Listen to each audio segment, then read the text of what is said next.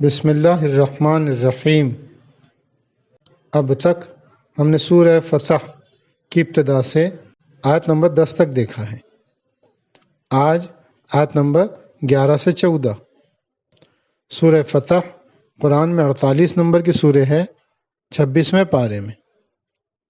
اعوذ باللہ من الشیطان الرجیم، بسم اللہ الرحمن الرحیم۔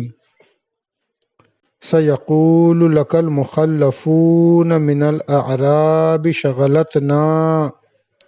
شَغَلَتْنَا أَمْوَالُنَا وَأَهْلُونَا فَاسْتَغْفِرْ لَنَا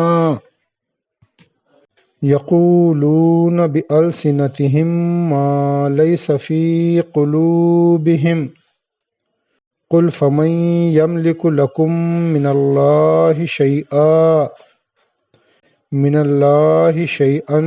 ان اراد بکم ضرا او اراد بکم نفعا بل کان اللہ بما تعملون خبیرا بل ظننتم ان لن ينقلب الرسول والمؤمنون إلى أهليهم أبدا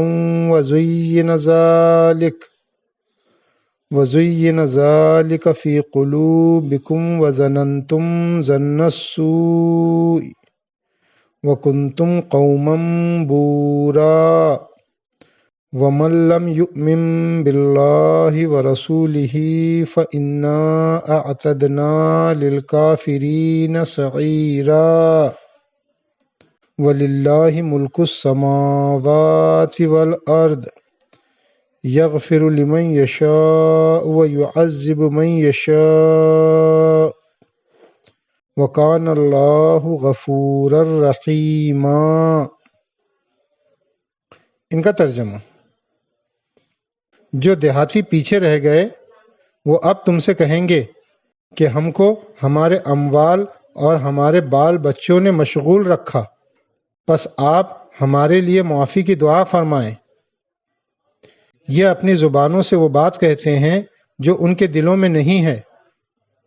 تم کہو کہ کون ہے جو اللہ کے سامنے تمہارے لیے کچھ اختیار رکھتا ہو؟ اگر وہ تم کو کوئی نقصان یا کوئی نفع پہنچانا چاہے، بلکہ اللہ اس سے باخبر ہے جو تم کر رہے ہو۔ بلکہ تم نے یہ گمان کیا کہ رسول اور مؤمنین کبھی اپنے گھر والوں کی طرف لوٹ کر نہ آئیں گے، اور یہ خیال تمہارے دلوں کو بہت بھلا نظر آیا اور تم نے بہت برے گمان کیے۔ تم برباد ہونے والے لوگ ہو گئے۔ اور جو ایمان نہ لایا اللہ پر اور اس کے رسول پر، تو ہم نے ایسے منکروں کے لیے دہکتی ہوئی آگ تیار کر رکھی ہے۔ اور آسمانوں اور زمین کی بادشاہی اللہ ہی کی ہے، وہ جس کو چاہے بخشے اور جس کو چاہے عذاب دے، اور اللہ بخشنے والا رحم کرنے والا ہے۔ تفسیر: رسول اللہ صلی اللہ علیہ وسلم نے مدینے میں خواب دیکھا تھا کہ آپ مکے کا سفر برائے عمرہ کر رہے ہیں، یعنی عمرہ کے لیے سفر کر رہے ہیں۔ اس کے مطابق آپ اپنے اصحاب کے ساتھ مکہ کے لیے روانہ ہوئے، مگر اس وقت حالات بے حد خراب تھے۔ شدید اندیشہ تھا کہ قریش سے ٹکراؤ ہو اور مسلمان بری طرح مارے جائیں۔ چنانچہ مکے کے قریب پہنچ کر قریش نے مسلمانوں کی جماعت پر پتھر پھینکے اور طرح طرح سے چھیڑا تاکہ وہ مشتعل ہو کر لڑنے لگے، اور قریش کو ان کے خلاف جارحیت کا موقع ملے، یعنی وائلنس کا موقع مل جائے۔ مگر مسلمانوں نے یک طرفہ صبر اور اعراض سے اس موقع کو آنے نہیں دیا۔ اطراف مدینہ کے بہت سے کمزور مسلمان اسی اندیشے کی بنا پر سفر میں شریک نہیں ہوئے تھے۔ جب آپ بحفاظت واپس آ گئے تو یہ لوگ آپ کے پاس اپنی وفاداری ظاہر کرنے کے لیے آئے اور آپ سے معافی مانگنے لگے، مگر ان کو معافی نہیں دی گئی۔ اس کی وجہ یہ تھی کہ ان کا عذر جھوٹا عذر تھا، یعنی جھوٹا بہانہ تھا، نہ کہ سچا عذر۔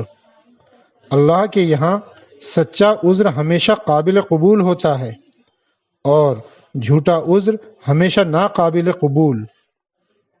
ان لوگوں کا خدا کے رسول کے ساتھ سفر میں شریک نہ ہونا بے یقینی کی وجہ سے تھا، نہ کہ کسی واقعی عذر کی بنا پر۔